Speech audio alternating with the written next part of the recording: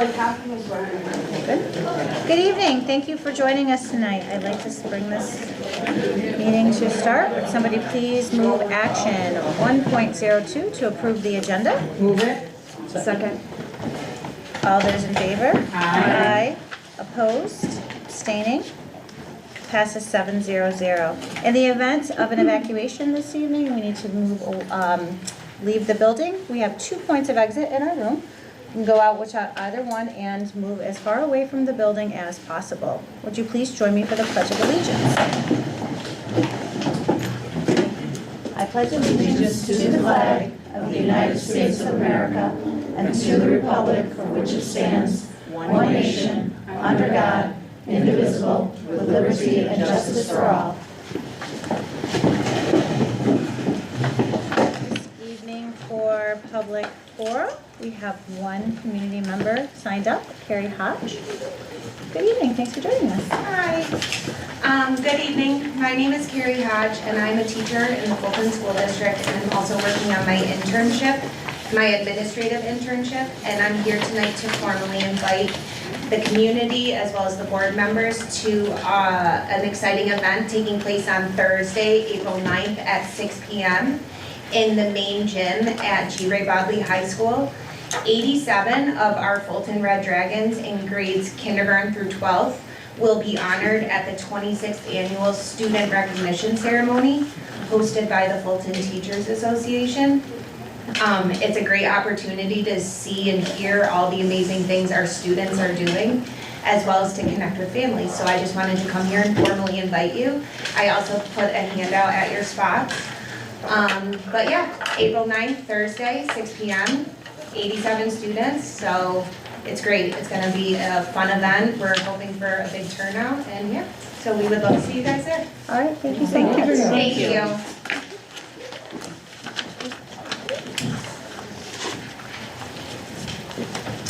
Action 1.06, approve March 10th regular meeting minutes. Would somebody move that? Move it. Second. All those in favor? Aye. Aye. Opposed? Abstaining? Passes 700. Action 1.07 to approve the March 10th budget workshop. Move it. All those in favor? Aye. Opposed? Abstaining? Passes 700.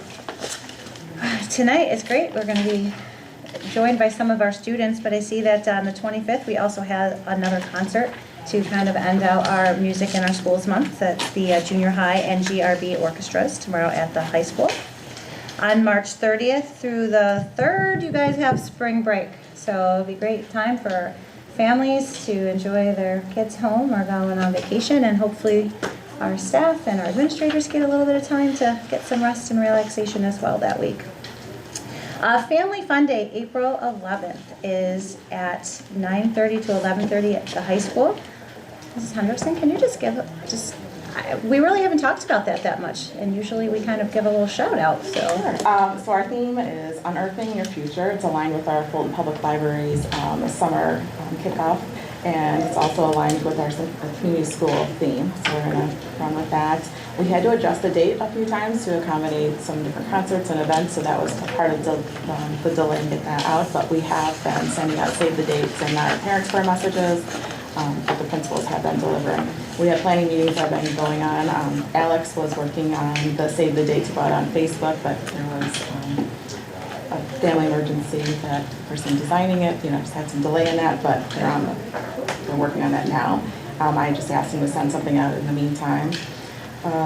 We have our community partners have already started. We have a lot of the tables already getting established. Our department chairs are getting involved as well, and we're going to be reaching out to some of our students to do some tabling. We're hoping to have some physicals there. The sheriff's department is going to be there. We're going to do some safety child ID cards. And we'll have representatives from each of our departments as well with STEM and humanities. Okay. I'm sure we'll have a pre-K table signed up Oh yes, as well. pre-K, registration. Okay. Raffles, bounce houses, the usual. Very nice. We're going to have like a Dunkin' booth, is that what I hear? Nope. Mr. Hendrickson's going in? No, not this year. We'll work on that for next year. We could make a bundle probably enough. There's plenty in the audience today that would take me up on that. Maybe one sitting right next to you. Let's move on. Well, thank you so much for sharing that information about Family Fun Day with us. April 13th, we have a DCC meeting at the high school at 5 o'clock. Another board meeting here on the 14th as our regular board meeting, but on April 15th, we have our BOCES annual meeting, which is out in Mexico. If you're thinking that you want to join out, just let Desiree know that we're interested so she can RSVP for us. Then we will be jumping into our community budget forums. We have one on the 16th. All County Chorus, we're going on April 18th with that, and Bodley's Got Talent is coming up as well on the 17th. The 20th and the 21st is when we need to have our board candidates due. If anyone is interested in running for the board, you can pick up your petitions with Mrs. Trude in the superintendent's office. You need to make sure you can get some signatures, and they need to be returned back to her by April 20th, 5 o'clock. Health and safety meeting coming up. We have policy meetings coming up. Another community budget forum will be later in the month on the 23rd. Then we have our regular board meetings. And on the 30th, we'll be polling for the education, Board of Education names for the ballot. Our board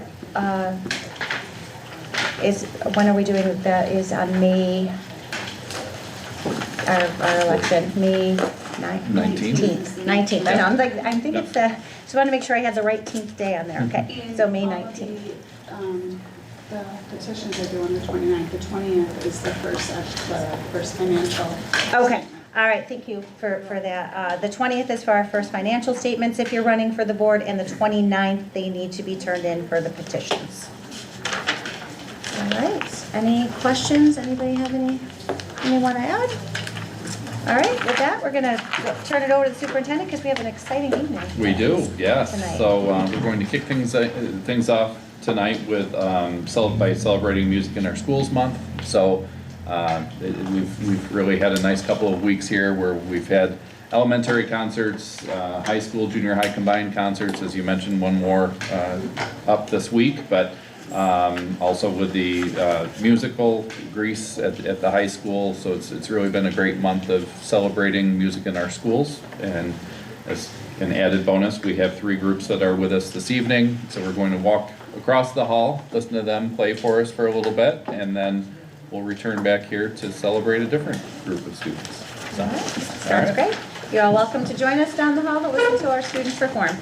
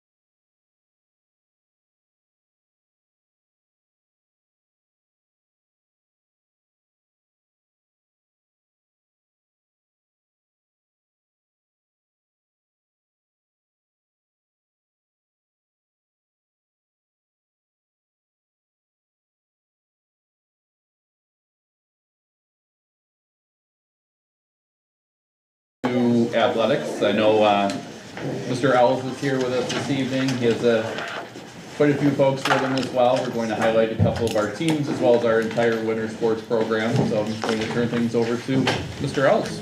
Perfect. So thank you for inviting me here tonight, and I did bring some of our athletes.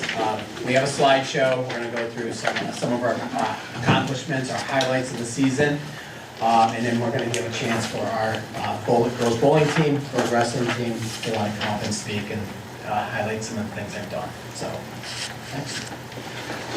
We're going to start off with the Winter Sports Scholar Athlete teams. This year we had, this season we've had 6. It was girls bowling, girls indoor, swimming and diving, girls basketball, and boys wrestling. We'll start off with our girls basketball team. Allie Mainville was named Player of the Year. That was a first in program history. Also Gianna Thurlow was first team. Kinsley Shortstop was second team, and Kelly Shaw made third team all-league honors. Girls basketball, again, so they were state ranked. They were state ranked team the entire season, finishing 13th in the state rankings. The 15-5 record was the best ever in program history.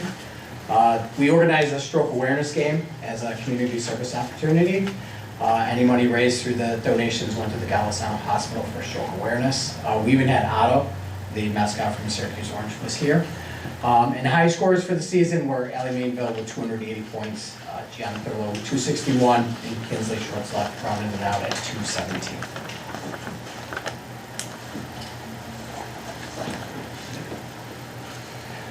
Boys basketball, we had three of our athletes, 3 of our players made all league honors. We had Xavier Doty was first team all league. We then had Kobe Drake, second team all league, and Wyatt Watson was also second team all league. They finished second in the league, finished the season as honorable mention in New York State. They were Section 3 semi-finalists for the 3rd time in 4 years.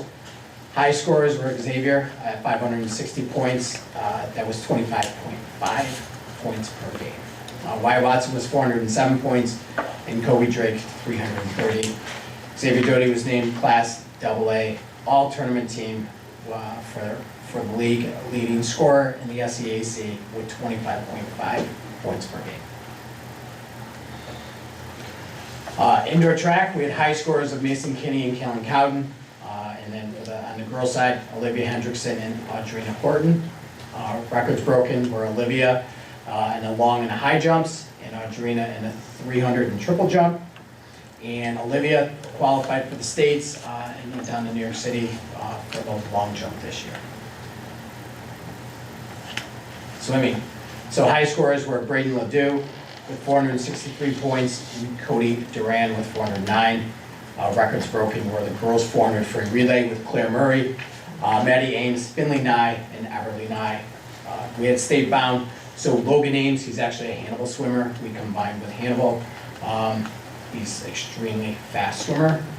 He broke records in the 50 free and 100 free, placed 5th in the 50 and 13 in the 100 at the state meet. I am now going to call up one of our wrestlers would like to do the wrestling slide, so I'm going to have Eva Maymeeker who's going to come on up here. Hi, I'm Eva Maymeeker. Okay. So I'm going to do the boys wrestling. They're not here, but our Fulton boys wrestling team was the SCAC Empire League champions. They were also 3rd in the section. Carter Allen qualified for the state tournament. He also ended up winning a match at this tournament, which is a huge accomplishment. Colin Austin, he placed 1st in league. He placed 1st at the Brett Dixon duels, the Coach K duels, the Phoenix duels, Class A's, and qualified for states where he won 2 matches. He also achieved 150 for his career. And now, Yeah, so this is going to be our girls wrestling team. Phenomenal season. We did bring our girls wrestlers here, so they're going to come see. Yes.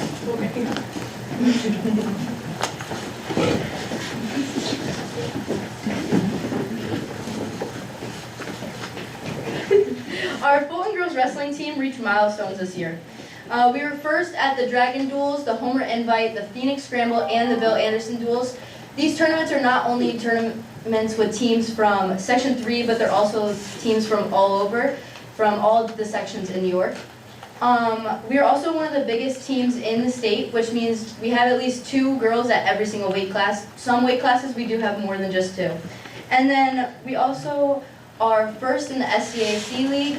We took first in the Section 3 tournament where 11 of our girls placed and 2 of them first place, or 2 of them placed first, I'm sorry. Nadia Rose and Graciela Vasquez were those 2 girls. We qualified 3 of our wrestlers for the state tournament and all 3 placed. The last time that's happened in Fulton was in 2004, which is a huge accomplishment. Our most pins was Izzy Salato, our most wins was Gianna Allen, and we also have the Section 3 Coach of the Year, Cam Mills.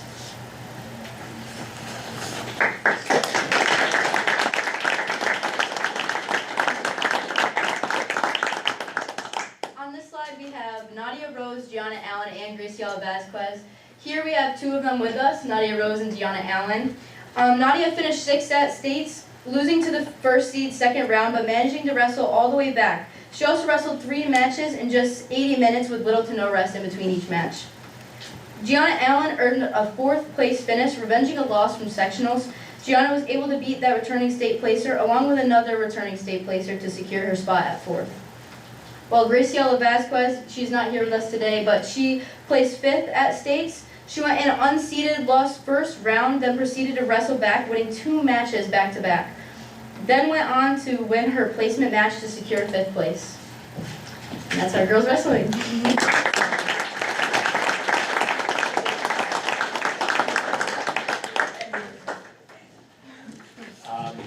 So on to our next slide, we're gonna have boys bowling.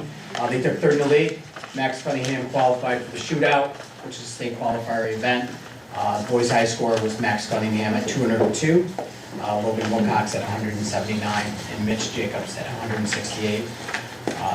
Second team all SCAC was Max Cunningham. Now girls bowling had an extremely successful season. They won. I'm not going to steal all your thunder here, but they did win the section tournament. They did qualify for states, and they bowled in states this year as a team. So I invited the girls bowling here. We have a couple girls that wanted to come up. We have Morgan Sheldon and Karen Murphy wanted to say a few words about our state experiences.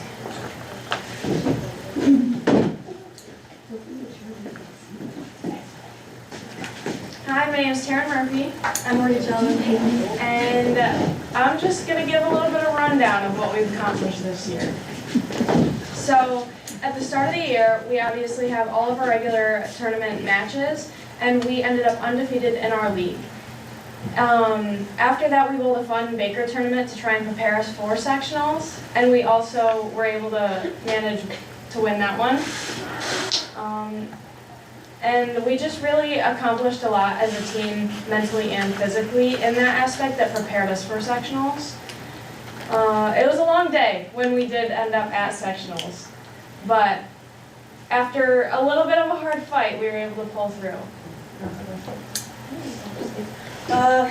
Well, going into states, there is an individual qualifying as well, and we sent 6 of our girls out of 8 to this qualifying. And it's basically what, a 2-day? Yeah, it's a 2-day event. Where you bowl 6 games through one day, I think it was, and you get ranked, and the top 6 move on to individual states, I guess. So we had 3 of our girls move on out of 6 that went. You placed 9th for the individual. I placed 18th, I think. Okay, I guess I'm not saying athletes. But we all fought very hard that day, and I think we should all be very proud of that. But moving on to our team bowling, we went into states, and I think we led that morning. We led that morning before. Okay, whatever. We led the morning, with 3 games, and then we came back in the afternoon, struggled a little bit. We were making our spares, just couldn't strike as much as other teams, which was kind of a disadvantage. But it was all right. We still ended up 3rd in the state, and I think that's our highest so far. We went 5th, 4th, and 3rd so far for state qualifying. So We also have a young team, so the 2 teams that were above us had, I think, at least 3 seniors each, and we had none. So we're hoping to go take that title next year. But, yeah, that was about it.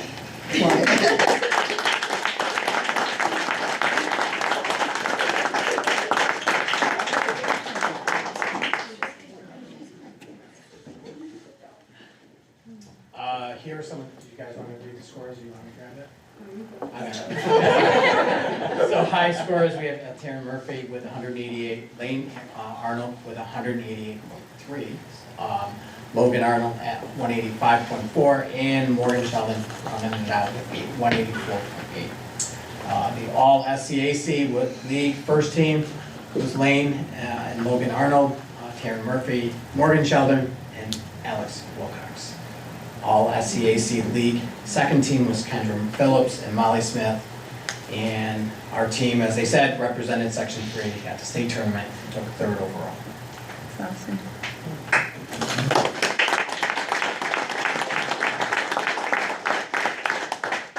So this is a great slide. So I wanted to recognize 3 of our coaches made Coach of the Year, or were named Coach of the Year. So we had Coach True, Coach of the Year for the SCAC Empire Division in girls basketball. Coach Nikki was Coach of the Year for all of Section 3 large schools, co-ed division. And then Coach Cam Mills, who's in the audience tonight, Coach of the Year for the Section 3 girls wrestling.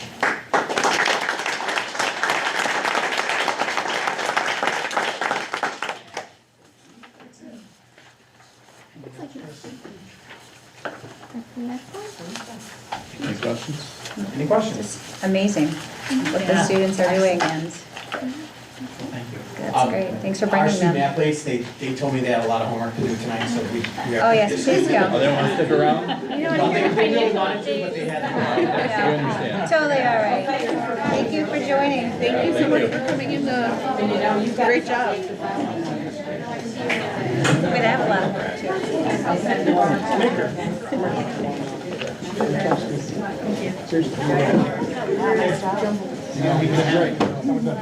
You're all mine now. Yes, all mine.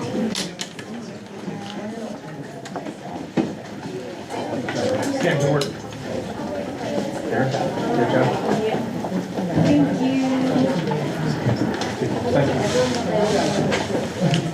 Somehow Mrs. Hooper really knows how to clear a room.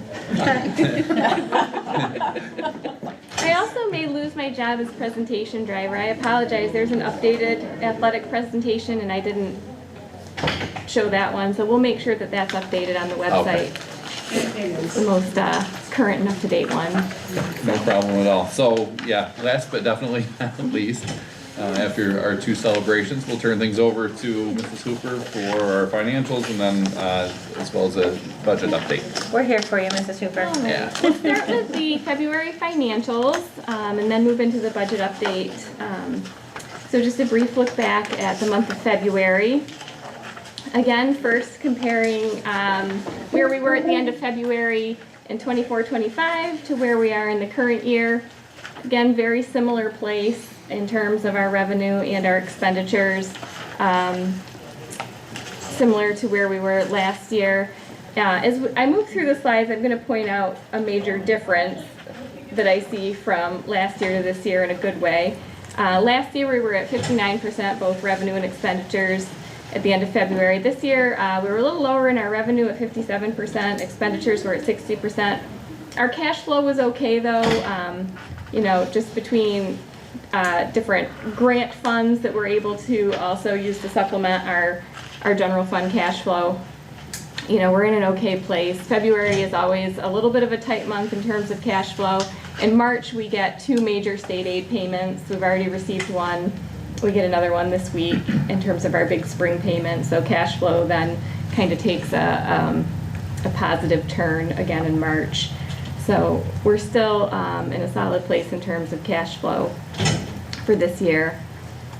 Then when you look at the revenue breakdown, the different types of revenue that we've seen come in so far this year, again, our local revenue is right where it should be. State revenue, I just looked today because, like I said, we get 2 big payments in March, and that's about $10 million higher than it was at the end of February, so that makes sense in terms of state aid. Federal aid, that's our Medicaid. That was at $285,000. I looked at that again today, and that's also gone up by about $100,000. So, our revenue is also in good shape as we are moving, towards the latter half of the latter quarter, really, of the fiscal year. In terms of our expenditures, again, given where we are in the fiscal year, these percentages are fine. As I've said, each month, I really hone in on that benefits line and where we are percentage-wise in terms of how much we spent and where we fall within the fiscal year. And we continue to remain in a much better place than we did last year. When I say that, although it looks similar to where we were in last fiscal year, what looks different to me and what I don't always show is when I look at our financials, what I also see is a projection and an available balance in the budget. So at this point last year, we had an $88 million budget, and near the end of March, we had about $6.5 million of an available balance. So meaning between what we'd spent and what we'd encumbered or what we knew we were going to spend, what we had left available was $6.5 million. When I look at it as of today, March 24th, 2026, our available balance is at $16 million. Now, part of that is we have that $3.8 million cushion of the reserves that we've allocated for this year, but think about that, even if we took that out completely, we still have almost double the available balance that we had at this point in the year last year. So that just tells me that, compared to the way the budget was spending last year, the steps we've taken and what we're doing this year has created just a much healthier financial situation for us in terms of having from March to June to still get through and have, with the reserves, a $16 million available balance without still having a $12 million available balance as compared to $6.5 million last year. And we were looking, at worrying about where we were going to end up, and it doesn't look that way this year. So that's a more positive. And that's really attributed to you asking people to think about their allocated funds and to help the district through this difficult period. So I want to thank you for the leadership because it doesn't happen without conscious effort. Well, and everyone else for doing their part. And for making some really difficult decisions last year, and but that's the kind of work that's going to get us back into a better financial situation again. Over time, it'll take time, but I'm hopeful. So, questions about the February financials? And thank you, Mrs. Griffin. I appreciate it. All right. So moving on to the budget update.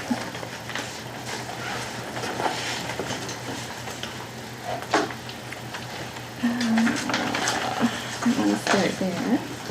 So being that we're at March 24th, we're getting close to the point where an on-time budget from the state would be April 1st. I mean, that's what we're hearing we can expect, but we'll see. That would be next week. So that would be great because, the sooner we know for sure what the state's going to come out with, the better prepared we are to finalize our budget plans and, keep moving forward. But we've come pretty far along in the process and, wanted to give a public update about where we stand with the budget at this point. You know, we've had several board budget workshops, and we've been working with a budget development team within the district as well. So we do have some updates to share. So they're kind of broken up into updates regarding revenue, and then revenue scenarios, an update regarding the tax levy and the impact the tax levy may have on community members, a discussion of the reduction of expenses, which is going to be necessary, and then just outlining the next steps in the process. So the revenue updates that we have to share at this point involve adjustments to our BOCES aid and expected Medicaid or federal aid, which increase our total revenue slightly, all assuming that, which we have planned, that we are going to go to our tax cap. Some advocacy efforts at the advice of Senator Ryan. After we met with him, Mr. Lawrence has sent a letter to Governor Hochul outlining our challenges. We don't know that that will change anything that we haven't already heard, but what we are hearing is that not just us, but all districts can likely expect a 2% increase in foundation aid, which is now reflected actually in the total revenue, which I'll show you on the next slide. We were expecting a 1% increase, but what we're hearing due to, I think, advocacy throughout the state is that we'll likely see a 2% increase, which is what was the minimum increase last year. So we are going to plan on that 2% increase at this point. We've heard it from enough sources that I think that it's very likely that that's what we'll see. We received an email this week from NISPA that community members can actually fill out and send to the governor and legislatures to help to voice the opinion that the 2% needs to be the minimum, and the other, it would help out if we all sent to the governor, and just encourage any people that you know to also fill it out. It's really easy, it's online, and you can send it right through the website, so. That sounds great. Just share the email with your friends and family. That's right. You know, despite some changes in revenue, like I said, I'll share that on the next slide, next couple of slides, we do still face a significant budget gap that's going to require us to reduce expenditures in the 26-27 budget. I mentioned we do have a district budget team that's been meeting almost weekly up to this point, really working through the budget line by line to dig in and study the budget lines and make suggestions of areas of possible savings, which we'll get to that as well in a couple of slides. So the first portion of the revenue that I wanted to share, the updates that I already mentioned a little bit regarding state aid. So from January to February to now, really, it has shifted a little bit. The first line being foundation aid, I am reflecting a 2% increase from our foundation aid in 25-26 to what we can expect in 26-27 at this point. As I said, we've heard it enough times that I think we'll see 2% as opposed to 1%. BOCES aid, BOCES has done a nice job of really breaking down what our services are this year and, you know, what level of aid we can expect to receive due to those services going into 26-27. So I felt comfortable adjusting that number a little bit once I looked at their sort of analysis of our BOCES services and their analysis of our aid going into next year. And then those two things together, going down to the bottom line, our total state aid in the general fund did increase about $729,500. So that's a decent increase. compared to where we were in January when the state aid runs first came out. Then our overall revenue scenarios, this includes a 2.85% increase to the overall tax levy, which I'll talk about the tax levy in a little bit more detail on the next couple of slides, but first just the overall revenue, in addition to the state aid, which is sitting at just over 67.5 million, that would bring our property tax revenue up to 23.7 million, which is an increase from 23.1 million this year, and that's an overall dollar increase of just over $660,000. We do have some pilots, which are payments in lieu of taxes, that contribute to our revenue, just under $380,000. We have various other sources of revenue that we realize each year, whether it's a refund we receive from BOCES, some rent we receive, interest from our investments, various different things that a conservative estimate would be 1.35 million. I also increased our federal aid revenue, that's why that's in red. We are kind of shifting the way we're going to bill Medicaid. Rather than doing it ourselves, we're going to go through OCM BOCES. They have an entire department that's dedicated to that, and their initial thoughts are they can probably help us realize about another $100,000 in revenue there, which, it's not nothing. So, every little bit helps us. There's state legislation going on right now too that would make more services billable. That would be so it great, could be too. even more in the future.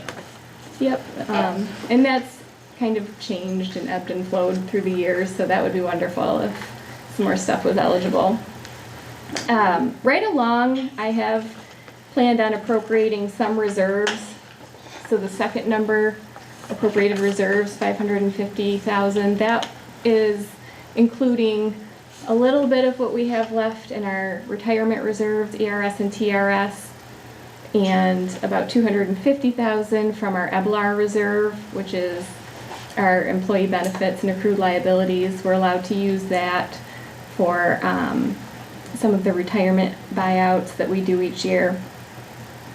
Then looking, as we were talking about the financials and looking at projections, we're likely not going to need to use all of the reserves that we allocated this year.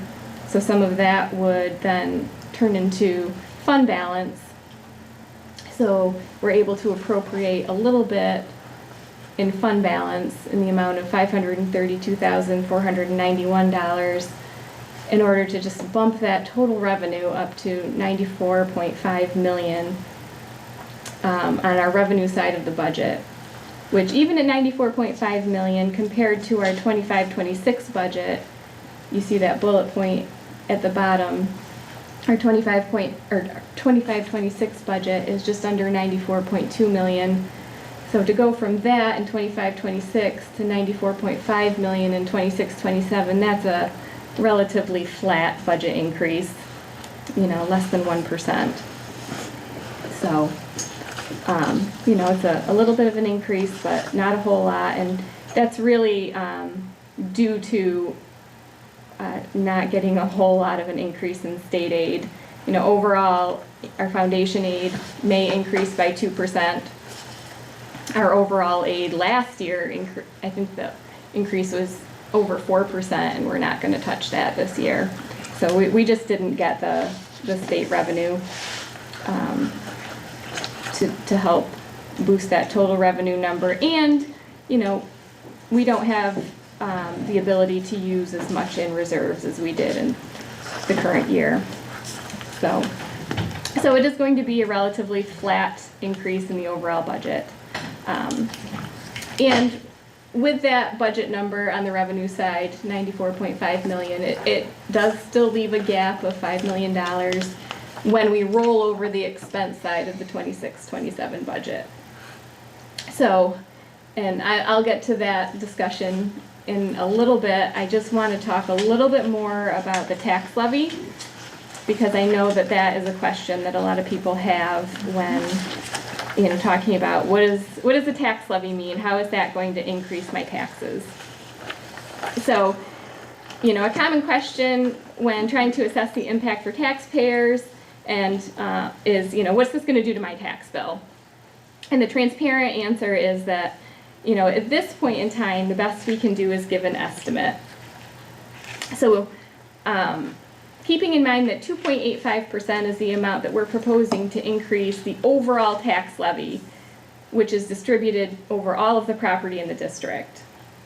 The way that it's distributed depends on a lot of factors that are outside of our control. So tax rates, equalization rates, and property assessments are things that the school district doesn't control, and it's information that isn't updated until well after the budget vote. So when I'm giving an estimate of how it could impact a household, it's using information that hasn't been updated for the upcoming year yet. And all of these things are determined by towns and cities, and like I said, aren't finalized until later in the year. But just thinking about the tax levy as opposed to individual tax bills, I was trying to find kind of a good analogy. And so one description I found, and I don't know if this is helpful or not, but so the school district kind of, when determining the tax levy, so we're increasing the tax levy, the overall amount, by 2.85%, which was 23 million, well, increasing it to 23,796,426 is the proposed amount for 26-27 that we'll be putting out to vote. So we're deciding on how big the overall pie needs to be in order to run the district, in addition to all of our other revenue sources. However, then the assessors and the state and the towns and cities decide how to kind of slice up that overall pie. So, one person's slice could be bigger or smaller than another person's. So if someone's assessment goes up and another home loses value or a local business closes, your slice might get bigger even though the overall tax levy stayed the same. So the best we can do is to give an estimate of how the tax levy increase may affect an individual household. So again, just keeping in mind that the following information is an estimate and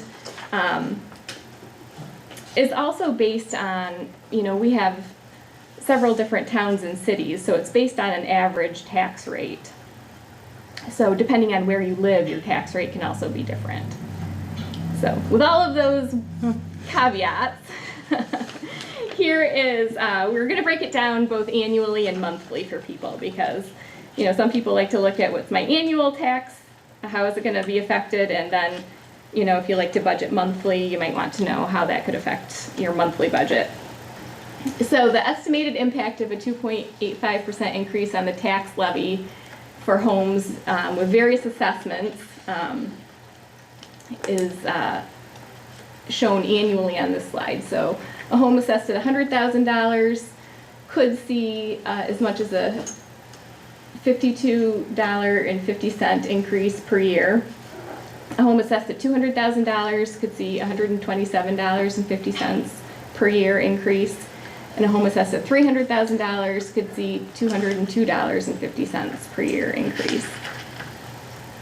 Then if you wanted to break that down monthly, a $100,000 home could see $4.38 per month. $200,000 home could see $10.63 per month. And a $300,000 home could see $16.88 per month.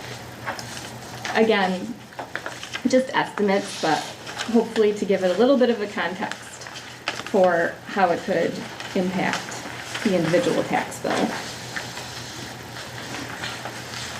Thank you for doing that. You're welcome. Yeah, I think that's.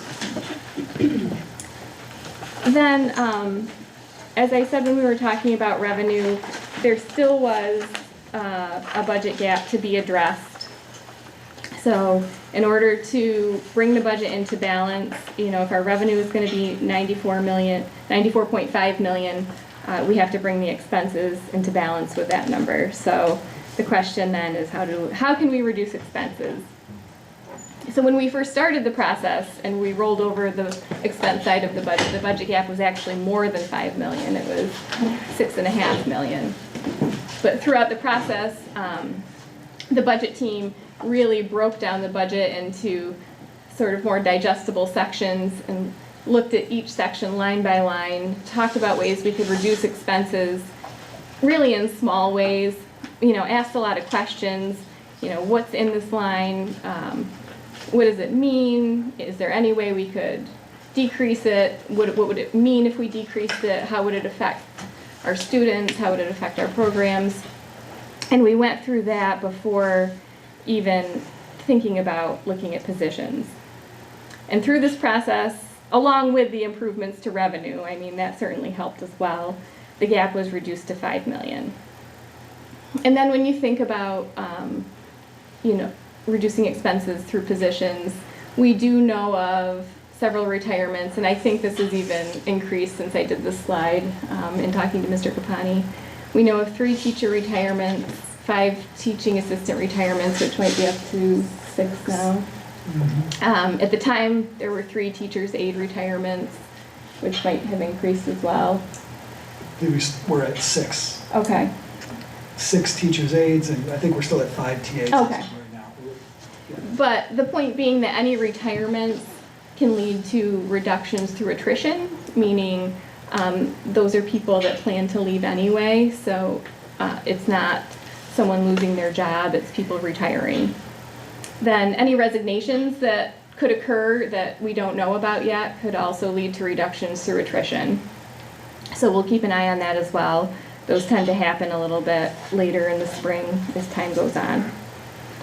But, after looking at everything we possibly could, there will still be the necessity to look at some other areas of expense reduction. And some of the other areas of reduction, so there are some general salary lines we looked at. The budget team pointed out there were some lines of miscellaneous salary. And they're like, well, what does that mean? And it's sort of paying for extra time, working outside of the workday. And they're just like, okay, well, is there any way that we could look at that and reduce the number in those lines, and just kind of watch our spending and watch how much, we're paying outside of the workday. There were some other lines that we were sort of like, what do those even mean? They haven't been spent in the last 3 years. So, stuff like that. We just took a really good look at, lines where we were able to say, yeah, those are definitely places that we could reduce, and it doesn't seem like it would have a huge impact on, students, programs, people. So we looked at general salary lines like that aren't attached to a position, but more like extra time. We looked at supplies, were we able to cut back on supply spending a little bit? Any contractual services, again, some you can't get around, we have to,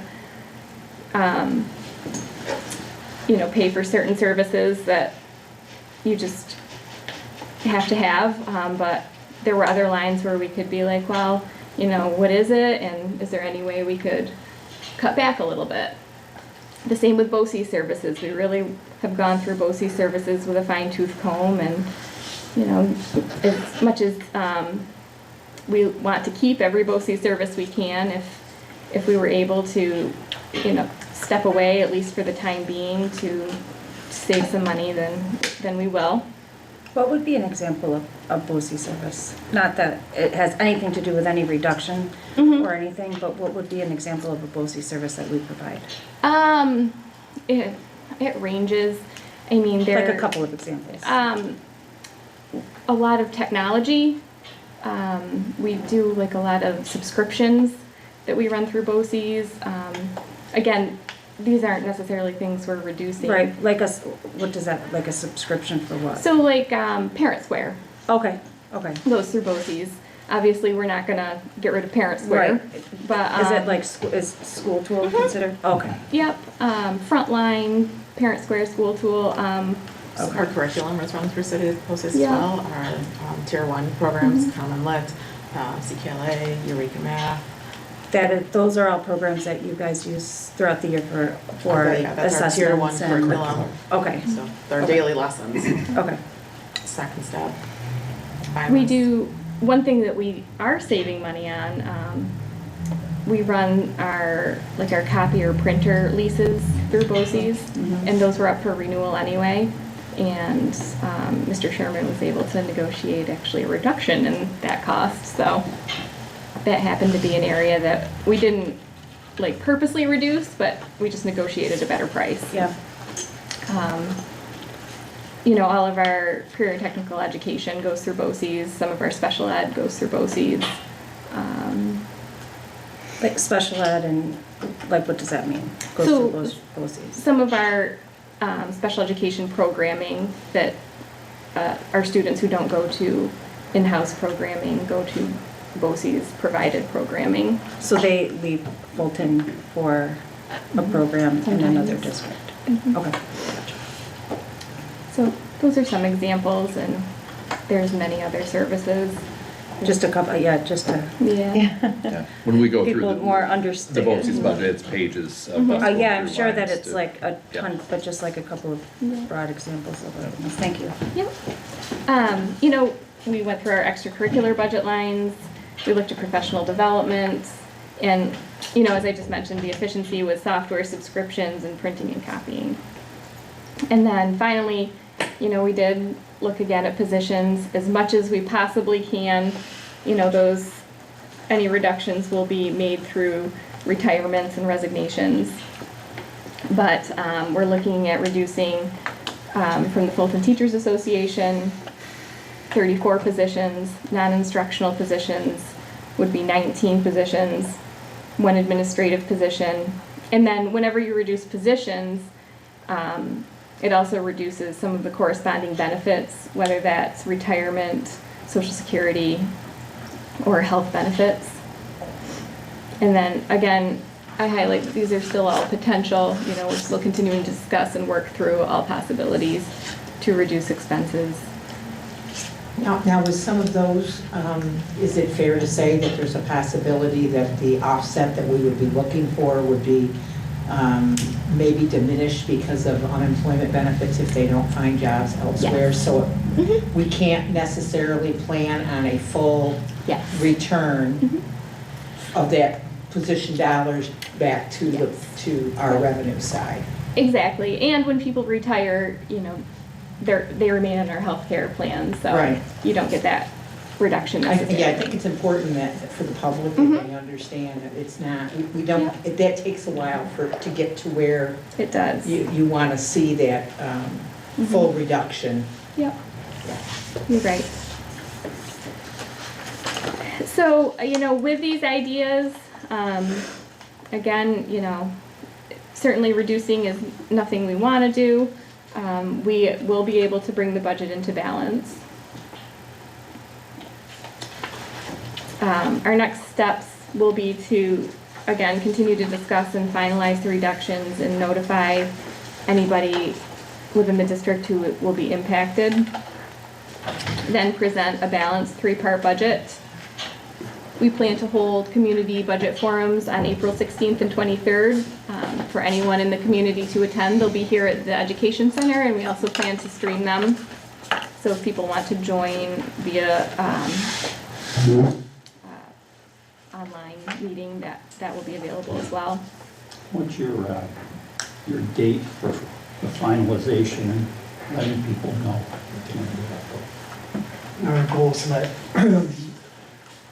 Our goal is to let people know, since spring break comes so early this year, the second week after we return, we want to let everybody know whether they're a reduction or their dismissal or a move. That's our goal. So we kind of mapped it out as far as the timeline goes to make sure we can do that. But with moving parts, I wouldn't want to guarantee it, but that's our goal. We plan to let everybody know by then. In addition, as we balance the budget, we'll be preparing the budget newsletter. Our public budget hearing is scheduled for Thursday, May 7th at 6 o'clock here at the Ed Center. That's also streamed, right, Chris? Yes. And then the budget vote is on May 19th.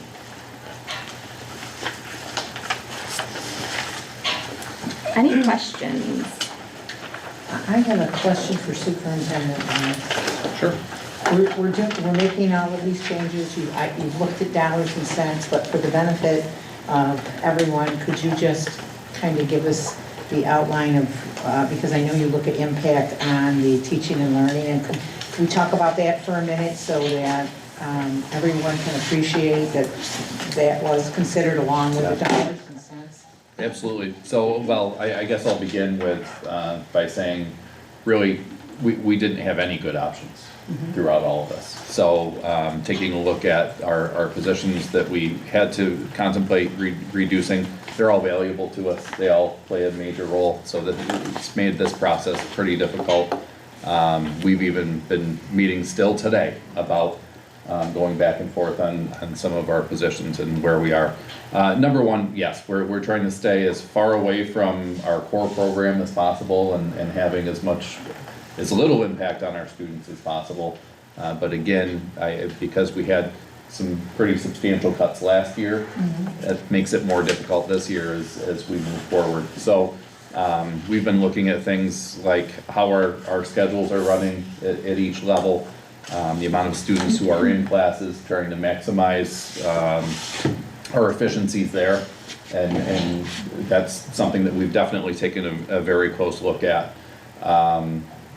And, there are cases where there are staff members that, again, while important, they may not have as much interaction with students or in our core programming, so having to take a look at those positions as well. So a lot of thought being put into this by this team, as well as our whole administrative team. We've gone through these lists several times with them as well. We've had a lot of discussions, as Kate mentioned, in our budget team, talking through just different ideas and really trying to brainstorm as much as we can, ideas that again will have as little impact as possible on our students and our programs. I think it's also important to note that we're trying not to, and I know this is a question that comes up quite a bit in the community, are you reducing or are you eliminating programs? So we're trying not to fully eliminate any programs. We may have some reductions in places and in programs, but we're trying to make sure we aren't totally eliminating anything, because again, it's in place for a reason, and we find value in that. And thank you for that. I just, it's important. We always talk about the dollars and cents, and we don't stop to talk about teaching and learning. And I know that that's a big part of the conversation for many of the folks sitting around, to your team. Sure. I know that you're always looking at that, and we've asked you to do an impossible job. No one's going to be happy at the end of the day. But I want people to realize, I think we should be happy with the notion that you are looking at what the opportunities are for our students, and are we prepared to help them get to where we want them to be. And 10 years out, as someone pointed out to me not too long ago. So I appreciate that, and we just don't spend enough time talking about that side of, it isn't just dollars and cents to us, it is how many kids, right, and what do we need for staffing and resources to make the magic happen, that the teaching can occur so the learning can take place. It says that, you mentioned the impact of teaching and learning, and you want to stay far away from taking away from the core programs. What are considered the core programs? Well, I'd say any program or our classes that are a graduation requirement, for our students to take. So in some cases, we may be looking at elective offerings that may not be required, taking a close look there. Some of our other supports that we have in place for students that may not be mandated, looking at any reductions that we might be able to make there, but again, still support our students in a, I guess, close or similar way as we have been in the past. Okay, so basically we're looking to keep what we need the students to have in order to graduate. Yes, and trying our best. And trying our again, best to keep everything running the way. As Right, close okay. to as Just so we can. people Yeah. and Yeah. I understood completely what the core meant. Okay, thank you. Yeah. And I think so that people understand too from, you know, where the board's been pushing and Doug has done a great job as superintendent, is not only taking our feedback, but really looking at this as restructuring. So how can we provide the same services, the same quality of education in a different way that still meets the demands of our students? Because, you know, at the end of the day, the education, those resources, making sure you still get those things, but are there ways we can be more efficient and do it differently? And but whether it's looking at the data, seeing what's doing better so we can focus more in those areas, I just want to say you've done a really good job focusing those down, Doug, and really digging deep into those things. Thank you. And then, again, our entire team has been working on this pretty much nonstop for the past few weeks, and it's something that we're definitely taking seriously. But also, as you mentioned, Tim, taking a closer look at what we do and how we do it, and can we get creative in how we're doing this, and again, trying to not have a negative impact on our students along the way. And it's taking- kind of, tonight we saw our programs that aren't necessarily those direct contact, like what we're talking about, our core programs or graduation requirements, but keep our kids engaged in school. We celebrated music and athletics. Those are areas that we have to look Keeping at. kids But coming we to also know school. that's why kids are here and happy with school too in a lot of cases. So we have to find a balance of those as well. That's an important part of this is you take those away and it dips a lot of other areas too. I so. agree, for sure. And also keeping in the back of our minds, us as teachers, we just, and administration, in education, period, feeling just so overwhelmed already with what we have on our plates, and really trying not to add even more on our educators and our teachers and our aides and everybody involved within our schools because of that reduction. And we're just like, I feel like sometimes I feel as a teacher, it just keeps getting piled on Yes. and on and on. It's very overwhelming. So I know that you have been taking that into consideration as well, so people. I also think, though, that speaks to why just we need to continue to advocate, Jesse, I know you mentioned earlier, at the state level, and clearly, everything that Mrs. Hooper highlighted as far as our funding and the formula, it is broken at the state level. It is really a time that we've talked about it for years now, that this is a broken formula, and they've been putting patches on it over time, but it's something that they really do need to take care of. We're already thinking not only ahead to this budget, but then, oh my gosh, what's it gonna be like the following year? We obviously have to get through this one, but hopefully we'll have some changes made at the state level before we have to face what comes after that. So I would strongly support anyone who wants to advocate at the state level, and you had mentioned that link, we can try to get that out to folks. And let's get that link out so that we can voice our concern that the foundation, they're looking at the foundational aid and how it's figured out, and some key groups of our student population would be so much better impacted with with better numbers. And that's a really good way to look at it. It's like, because everything is sports with me, but you can control the controllables. And we can't control at the state level what they are doing. However, what we can control is what we do to help further along what we need. And we can't control what they do, but we can control how we help it. The link, that will help it. The link helps to easily voice our opinions. Yes. Okay. Thank you for bringing that up, for sure. We can put it with the rest of our budget stuff. Okay, yeah.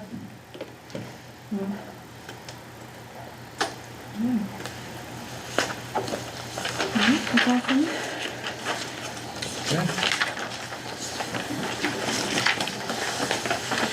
That's it from our end. All right, and our student representative is not with us tonight, so we're gonna move on. Action 5.01, accept the financials. Move it. Second. All those in favor? Aye. Opposed? Abstaining? Passes 700. Action 5.02, to approve disposal of surplus property. Move it. Second. All those in favor? Aye. Opposed? Abstaining? Passes 700. Action 5.03, to accept Brookfield Renewable NA donation. Move it. Second. All those in favor? Aye. Aye. Opposed? Abstaining? Passes 700. We really thank you for that donation to our city and school synergy program. That is very generous. Thank you very much. Thank you. Our city and Synergy program was given a special award recently, correct? Correct. They Yeah. actually received a couple of awards this past week from the New York State Parks and, it's actually, I think, Rec and Parks for some reason. It was backwards from what I thought it would be. Yes, so they received one for, on the media side for the work that's been going into advertising their program, but then also another award for just the work that they're doing in conjunction with our city. So it was very nice to see them honored. It's really exciting that we have a program like that. Yes. That's combining the two and getting young students involved. Yes. I'm lucky about the community Yeah. that supports us through this, because we've had a lot of donations throughout the year, and so the people keep supporting, and that it's performing well, and the kids are doing well, that is just great to see. Action 6.01, approve Committee on Special Education. Move it. Second. All those in favor? Aye. Opposed? Abstaining? Passes 700. Action 6.02, to approve the 26-27 instructional calendar. Move it. Second. All those in favor? Aye. Opposed? Abstaining? Passes 700. Would one of my colleagues like to batch personnel 7.01 to 7.06? I so move. Second. All those in favor? Aye. Opposed? Abstaining? Are we still doing exit interviews? Passes 700. Were you still doing the exit interviews for when we have people leaving? Resignations and, We haven't been doing it during the year, I believe we did so at the end of last year. you did do it at the end of But last like, year. That when they're resigning throughout the year, we don't do it? No, but I typically put in the narrative the reason why. Okay, yeah. But if you have any questions, I probably You probably know. can answer Okay. anecdotally. Thank you. Yep. Good question. All right, moves us to board forum. Mrs. Griffin, would you like to start? Did you say me? I did. That would be Yeah, great. we did. Did we vote on the, did we vote I on want to Yep. share my, And I said pass, I said pass. I'd like to share my appreciation for all of the great entertainment tonight. It was nice to spend time with students. That's what brings us here, our young people in the community. So to our musicians, our girls basketball team, our boys basketball team, our indoor track, swimming, boys wrestling, boys bowling, girls bowling. I extend my congratulations, and I'm just thrilled for their accomplishments this year, all of them. They've done wonderful things. They should be very proud, and they make the community feel very proud. I would like to thank, again, I appreciate the donation from Brookfield. Anytime we see those kinds of efforts from our business folks, it's always appreciated, and it does great things for our kids. So that's all I have this evening. And thank you for your report. It was very extensive, and I appreciate it. Welcome. Mr. DeJolone. I'm going to batch music. Thank the musicians and the entertainment. I'm going to batch athletes. Thank you for mentioning that. It's nice to see our students learning as well as doing well in this, as well as they are in the sports. Kate, thank you as always for what you put into the budget. Doug and your team, same as well. Desiree, I know this time of year is always busy for you with the with votes and getting things out to candidates, so I thank you. And I think that's it. All right, thank you. Mrs. Beanville. Yeah, everything my colleagues have said to this point, all the extracurricular activities, whatever it may be, it just provides our students with the life skills, persevering through adversity, which in turn is just going to help them in the classroom and, you know, help develop them into successful graduates of Fulton. So I appreciate everybody's time and effort, and of course all the kids for coming out. Ms. Hooper, thank you for that addition, because that's how my brain thinks. And I know it's very simple for you, but It's not. It's not very simple. Well, to break it down, and to break it down so I understand it, I'm sure it's very simple for you, but I'm sure, yes, people like me definitely appreciate that. So thank you for taking this on. Ms. Ball? I think everybody's covered it all. I thank the team, Kate, everybody for, I just can't imagine the work and the time that you guys put into it. I appreciate that, I really do. And the Brookfield donation and Carrie Hodge with the outstanding students. Renee, thanks for the input on Family Fun Day and all the sports and the music, which I love. I think we've got a great school. We do. This is Appleton. Yes. I forgot one thing. Oh, I want okay. to make sure the play was Yep, excellent. Yes, and yes. congratulations to those Yeah. folks. If you didn't get a chance to get out to see Grease, you missed a gem. That was a wonderful production that they put together for us this year, so, yes. Mr. Connors?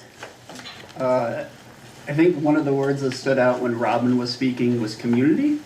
And I think it's one thing to look at the accomplishments, but I think it's another thing to look at how all the things everybody throughout the district is doing kind of represents us outside of here. When people look at Fulton and what they see, and you're seeing the synergy, seeing the success in the program, seeing those things, I think it really creates this picture of not only achieving, but doing it in a way that really brings a lot of positive feedback to our community. And I think one of the things, I was just at an appointment, and it was a former student in the district, and my dad, having been a teacher, was like, "Oh my goodness, do you remember me? This was my story, this was everything." It's for everyone out there, because it can be, especially this time of year with everything going on, it can seem like a lot, it can seem overburdened. Just remembering that all those kids out there, that you've made an impact and a difference in their life, it matters. They're out, they're doing things, they're contributing, and they remember those little things. It may have just been holding the door one day, saying thank you, and just remembering that what you do, what we do here matters to those kids. Well said, Mr. Yeah, Connors. well said. So Ryan? Well, thank you all for being present, and I appreciate all of us having open discussions and working together to figure out how to be creative with some tough calls. I love seeing the students. It was definitely the highlight of every meeting that we always have, is to see that. And I urge our community members to go and write to the governor to fully fund the foundational aid. It is something that's being talked about from now until April 1st. And I think the more letters that our community writes, the better that our community could be served with foundational aid. We are one of the communities that does, in the math forum of how this foundational aid is figured out, we would very well be impacted. And I urge everyone to voice their opinion, and let's get that link up so that they can make it easy. Yep. Well, you guys have pretty much said it all. I mean, we have an amazing district. It's great to see our kids. They're doing great things. Our staff are doing wonderful things with our students, for our students. Mr. Connors, it was well said what you had just mentioned, how our students later in life are out there doing great things because of what's going on here in our district. And to the administration team, I mean, thank you for always taking all of our questions. I'm sure this time of year we're really throwing things at you all the time. I mean, I send things out to Kate 5 minutes before meetings sometimes, but you guys are helping us understand and not making it easier, because it's not an easy process that we're going through, but making it easier for us to understand what it is that we need to be doing through this budget. So thank you so much for all of that. I did want to say, I was going to ask our student rep when she was here if she'd had an opportunity to speak anymore with the mayor on the sidewalk project.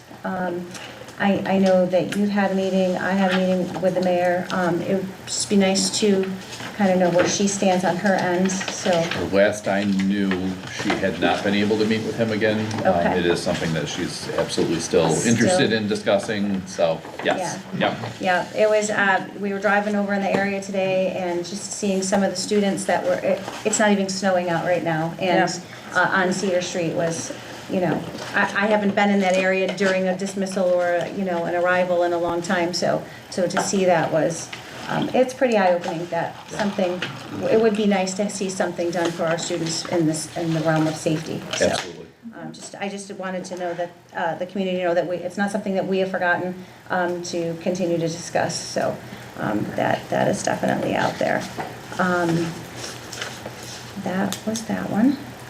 Just to kind of piggyback on that, there's some great grants that are available through the Fulton Block Builders Association. They're celebrating their 10th anniversary. I've been a block leader, and there's a lot of community members. They think that if we were to partner with them, they might help us in that to be able to kind of get creative with some match funding. And I mean, they're funding projects up to $10,000. So, and our beautiful park that's across the street was done by two community groups that got together to help to fund to the fix those sidewalks over there, Right. which look So- amazing. Yeah. So we really do need the city to be engaged in that, though, You sound because like a obviously with it perfect, not being our person to take property. that on. Very knowledgeable. Just another thing. The thing is that Right. it needs groups throughout the entire city. Yeah. So, and through every ward, and I'm more than, I've looked at it. I know when Yeah. when You seem to walk know a to lot school about day it. is, Yeah. like, but we need a lot of community members to be involved in it. And I think that it could be a very fun community event. Yeah, absolutely. That's a great idea, something to I kind love of look cement. at. We could maybe bring that up with the Yes. mayor Yep. as well. So that is great. All right, we will move on to our second public forum if there's anyone who's interested in speaking. Okay, we're going to move into a brief executive session. We need to discuss a couple of things. We are going to do updates. This one right here? Okay. Yeah, both. Okay, we do have updates on a couple of legal matters that we need to discuss, and also personal matters regarding staff members and/or positions. So that's what we'll be moving into executive session for. We will thank you all for joining us, and we will return shortly. Do we have to pass the vote? Yeah, we have to move it. I have to move it because I'll move Somebody it. closed that window and now it's really warm in here. No, just kidding. All right, so who moved it? Tim? I'll move it. Thank you. I'll second. It takes a village, so thank you so much. All those in favor? Aye. Opposed, abstaining, passes 700.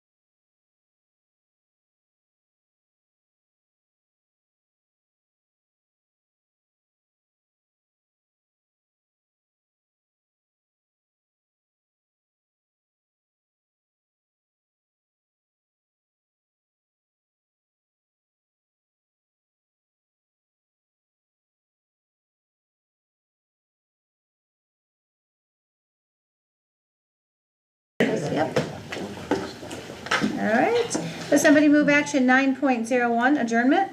Move it. Second. All those in favor? Aye. Opposed? Abstaining? Passes 700. Thank you, everyone, and have a great evening.